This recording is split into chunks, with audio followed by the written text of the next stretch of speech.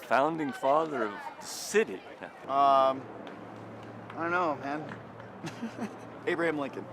How many people first settled in Gunnison County? Probably started, in the small hundreds of numbers. Alfred Packer is the cannibal who... How is he linked to Gunnison? Well, he was traveling through with his, group of people. Oh, Mr. Packer had supposedly a strange appetite for human flesh.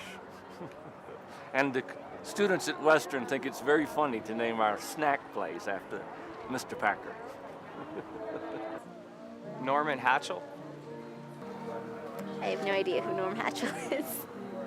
It's not just a job, it's like a hobby. I like books, and certainly a person who owns a bookstore should love books, really. I'm Norm Hatchell. I'm the owner of Heritage.mov Books in Gunnison. I have a little store off the main street on Georgia.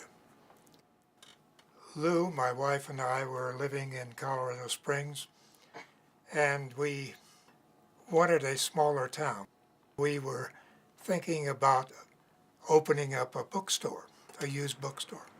We chose Gunnison because we liked the location, and also because, for one thing, Gunnison didn't have a used bookstore at the time. I think this building has passed through different owners. Before me, it was a leather worker, and he had a leather shop, boot repair, saddle repair, and so forth. And then before that, I think they had a beauty shop in here.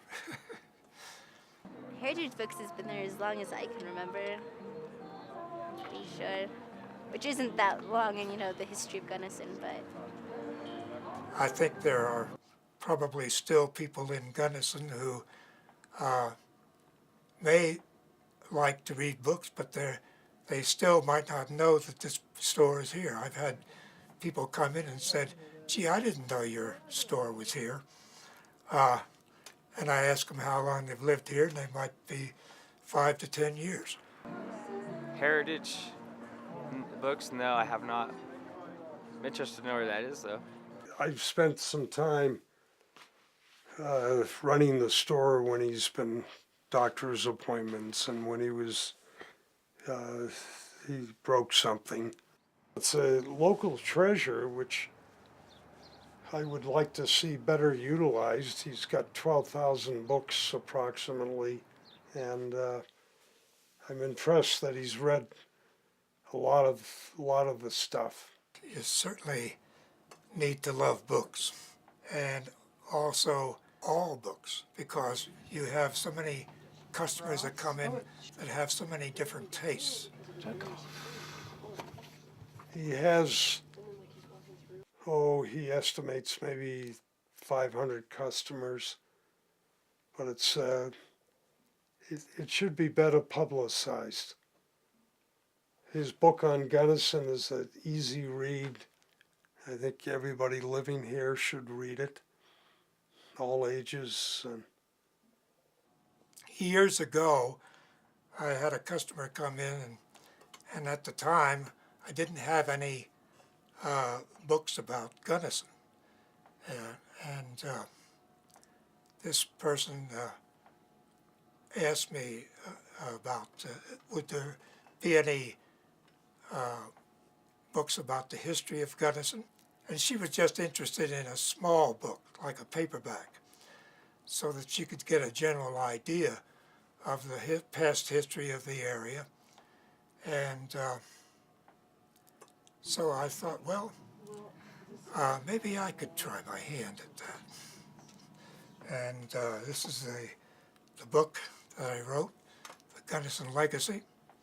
And it has been a pretty good success since it came out, since that time. I've never written a book before, but I was willing to take a chance at it.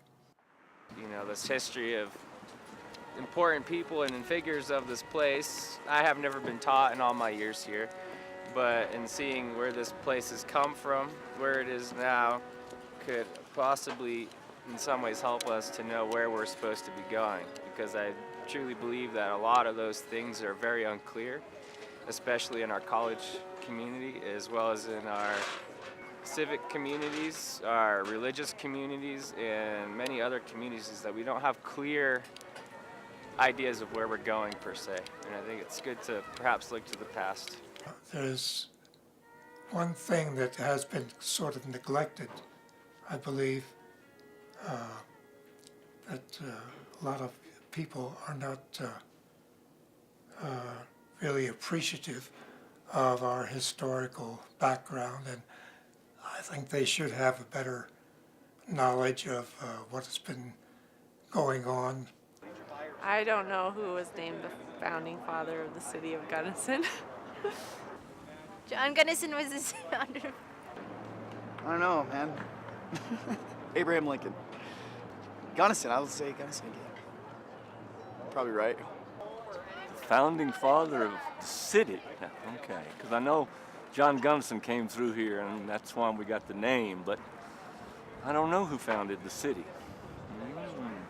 The founding father of the city was actually Sylvester Richardson, Oh, I didn't know that. came from Denver. Cool. I think there's a lot of people who don't know much about the history of this area. And actually, it was one of the reasons why I wrote my book, sort of a handbook for the newcomer. I think Noam is a gem. He loves what he does, and I don't know how he got into it, except that he is well-read and likes literature, and what's notable, he doesn't complain much. He's always friendly. I'm amazed at how many people's names he has retained. No, that's okay. Ask you questions about Thanks. your life. I admire him. That bookstore fills a veritable need in the community, and it's much more intimate.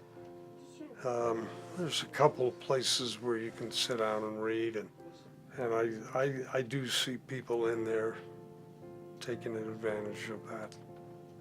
People like to feel that they have a certain knowledge of the past. They can always look to books as a heritage for the knowledge that we have accumulated from the past.